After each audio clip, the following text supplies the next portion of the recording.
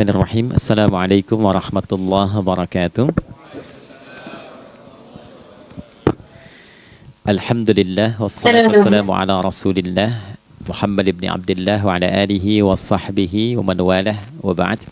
Faya ibadallah usi nafsi wa iyyakum bitaqwallah faqad fazal muttaqun fala tamutunna illa wa antum muslimun. Faqala ta'ala ya ayyuhalladzina amanu taqullaha haqqa tuqatih wa la tamutunna illa wa antum muslimun.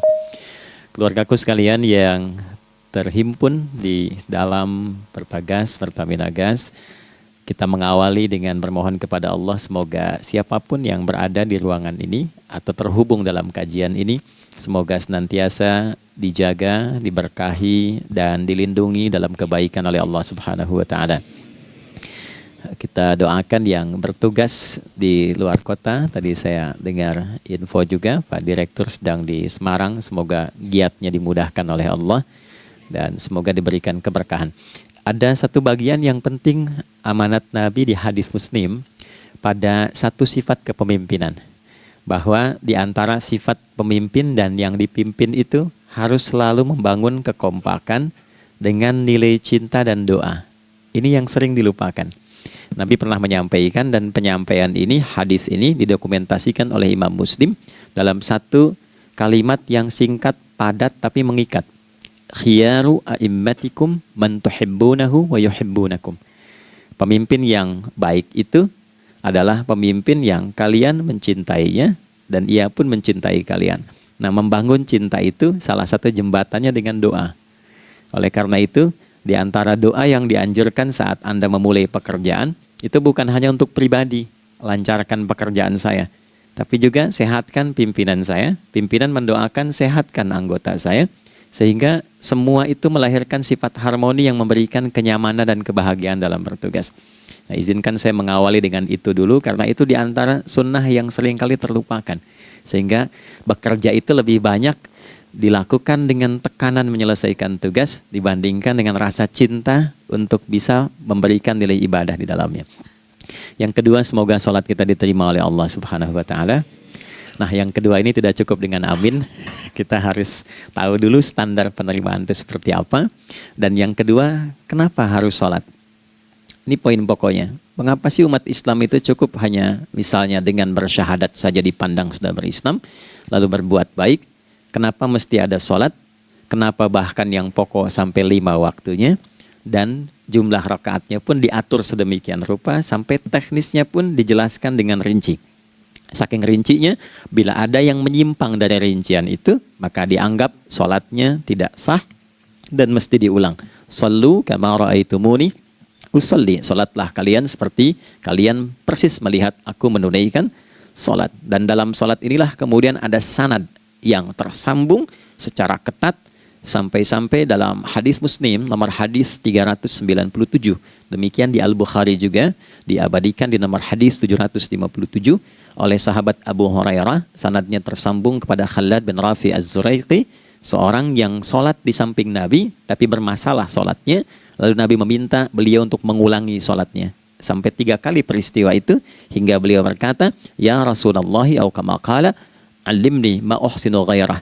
Ya Rasulullah, tolong ajarkan kepadaku karena aku tak punya pengetahuan lebih dibandingkan dari apa yang telah aku kerjakan.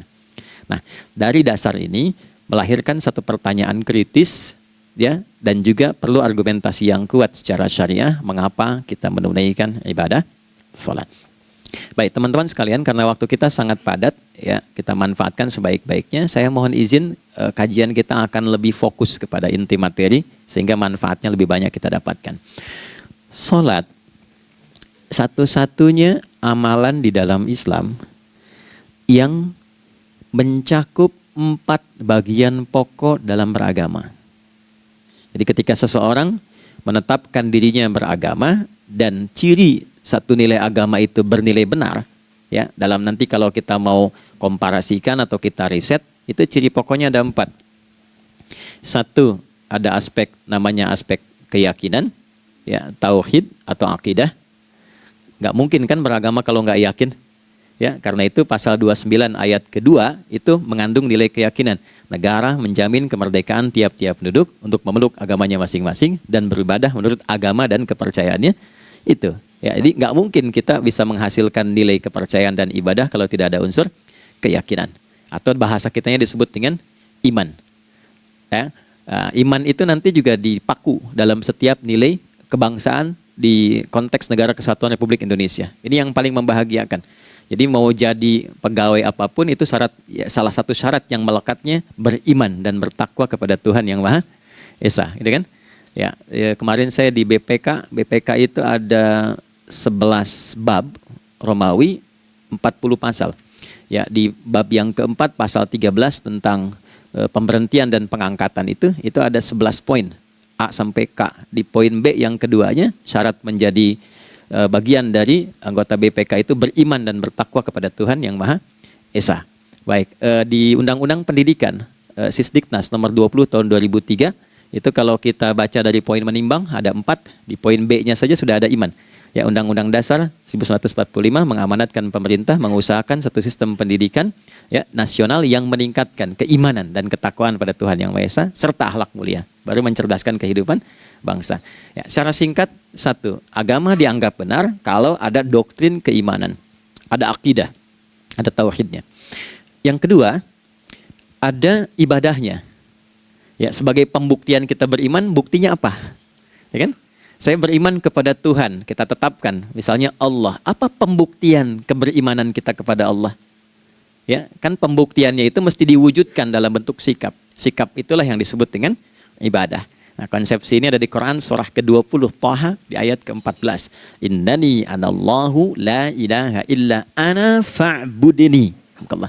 Ya, sungguh aku tegaskan bahwa akulah Allah, satu-satunya Tuhan yang layak dipertuhankan dan disembah. Ketika Anda mempertuhankan aku, fa'budni, maka buktikan kebertuhananmu kepadaku dengan menyembahku. Karena itu namanya Allah punya dua arti. Satu yang dipertuhankan, kan? Ilahun wahid. Yang kedua yang disembah. Ya, jadi yang dipertuhankan dan disembah. Oke. 3. Yang ketiga harus punya unsur praktikal atau implementatif dalam interaksi kehidupan. Ya, jadi bukan cuma nyembah Tuhan, bimbingan kehidupannya apa? Implementasi dari ibadah itu. Ya, ciri umat beragama itu kan bukan hanya sekedar saya yakin, beriman, saya ibadah. Terus bukti ibadah itu dibawa dalam berinteraksi hariannya seperti apa wujudnya. Ya, makanya ketika dulu orang itu jujur, orang itu bangga dengan kejujurannya bukan sebagai orang jujur, tapi sebagai muslim. Jadi ketika ditanya, kenapa Anda jujur? Karena saya muslim. Ketika ada seorang penggembala di Sahara yang sangat gersang, diuji oleh Umar bin Khattab, ingin diambil kambingnya, kan kisahnya viral kan? Baik ya? Oh, tapi ini bukan punya saya. Bilang aja pada tuan Anda, kalau kambingnya hilang satu dimakan serigala. Lantas di mana Allah? Jawaban itu yang menggetarkan kepada jiwa. Jadi kebenaran yang diungkap dengan sikap kejujuran itu implementasi nilai beragama. Nah, jadi praktek ibadah ada di muamalah. Oke, satu akidah. Akidah dibuktikan lewat ibadah, ibadah diimplementasikan dalam muamalah. Itulah sebabnya nanti seluruh bagian tubuh kita ketika digunakan untuk bersifat dan bersikap, itu ada tuntunan iman di dalamnya. Oke? Misal, saya tanya begini ya, ini mukaddimah ya, kita belum mulai nih. Saya tanya gini, apa fungsi mata? Tuh kan, sudah keliru kan? Nah, kalau hanya melihat, hewan juga melihat. Ya? Coba kambing melihat, kan? Elang melihat. Lalu apa bedanya fungsi mata kita dengan mata hewan? Ternyata ketika kita meriset ayat-ayat Al-Quran terkait dengan fungsi tubuh kita, itu rata-rata dibuka dengan iman dulu. Quran surah 24, surah Cahaya, ayat 30 untuk laki-laki, 31 untuk perempuan. Qul lil mu'minin. Ya Muhammad katakan, viralkan pada pria-pria yang menyatakan dirinya telah beriman. Yaghuddu min absarihim, gunakan pandangannya itu yang dibimbing oleh imannya untuk melihat yang baik saja menurut standar imannya. Jadi kalau menurut imannya tak baik, nggak boleh dilihat. Karena itu ketika Anda sudah mengatakan asyhadu an la ilaha illallah, asyhadu anna Muhammadar Rasulullah, kalimat itu dari lisan turun ke hati, itu jadi cahaya ke bagian tubuh kita. Makanya ketika Anda melihat, itu ada cara pandang tertentu yang dibimbing iman, standarnya beda dengan tanpa iman. Kalau nggak ada iman, semua mungkin terlihat. Tapi ketika ada iman, hati kecil Anda akan bicara, ini nggak baik. Palingkan. Nah, memalingkan dari yang tak baik menurut iman, itu namanya ghaddul basar. Oke, perempuan juga begitu, setara. Wa kullil mu'minati yaghdudna min absarihinna. Dan katakan pada setiap perempuan yang menyatakan dia beriman, maka gunakan pandangan itu dengan bimbingan imannya. Ketika tak baik menurut imannya, palingkan. Ya, Anda lihat kajian di YouTube, terus ada iklan kan? Nah, terus menurut standar iman nggak bagus, itu otomatis akan nggak suka itu. Ya, pasti dipalingkan. Ya. Anda kalau naik pesawat ya, tugas keluar tuh, pertagas tugas keluar. Kalau pramugari lagi demo tuh yang dilihat pramugarinya apa demonya tuh. Nah, iman itu akan bekerja di situ tuh. Ya, palingkan tuh. Nah, sama dari mata turun ke, jangan langsung ke hati aja, ke lisan dulu kan. Ya, ke mulut kan. Itu mulut tuh ketika digunakan fungsinya, imannya disebut dulu. Ya, Quran surah 49 ayat 11 misalnya, ya. Ya ayyuhalladzina amanu, imannya dulu. La yaskhar qaumin qaum. Ayat 12-nya la yaghtab ba'dukum ba'dha. Hai orang-orang yang telah menyatakan beriman. Kalau pakai alladzina disebutkan 1080 kali dalam Al-Qur'an, itu kalimatnya diksinya singkat, padat, mencakup semua tanpa sekat. Oke, jadi kalau laki-laki, perempuan, tua, muda, besar, kecil, beda strata, duniawi, itu semua tercakup di dalamnya. Hei semua yang telah menyatakan beriman, gunakan imanmu untuk membimbing lisanmu bertutur. Kalau masih merasa punya iman, jangan gunakan lisan untuk mencela merendahkan orang. Untuk bergibah, membuat hoax. Didetilkan oleh Nabi kalimatnya jelas. Man kana yu'minu billahi wal yaumil akhir falyakul khaira aw liyasmut. Siapapun. Nah, dari alladzina ketika dirinci pakai man. Ya, man itu bentuk tunggal, ya, personal, tapi maknanya general. Jadi kalau Anda, saya, kita baca ayat atau hadis ada man, posisikan Nabi sedang bicara ke kita. Ya, hei Adi Hidayat, posisikan Nabi bilang gitu tuh. Kalau engkau merasa beriman sama Allah dan yakin dihisab di hari kiamat, jaga lisanmu. Katakan yang baik dengan bimbingan imanmu, tak mampu engkau diam. Jadi cukuplah suami istri itu menggunakan satu hadis ini, pasti sakinah itu muncul dalam kehidupan rumah tangganya. Ya, itulah sebabnya kenapa sakinah didahulukan dibanding mawaddah.